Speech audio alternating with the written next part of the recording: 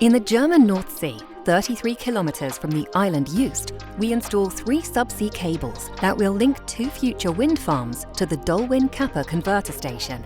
This station has a capacity of 900 megawatts and will transmit renewable energy equal to the annual consumption of 1.1 million German households.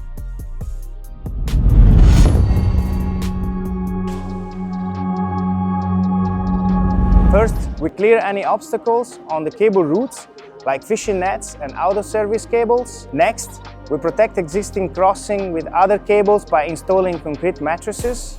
This cable-lay vessel, Isaac Newton, then installs the cable between the DolWin Kappa platform and the future offshore wind farms. In total, we're installing 37 kilometers of subsea cable. To protect these cables from damage or sabotage, they're buried 1.5 meters beneath the seabed, using our vessel Ademar de Saint-Venant and a subsea robot. The next step is to actually connect the cables to the offshore wind farm station of the future wind farms. The project went very well, and by the beginning of 2027, the cables will transport green energy to the German households.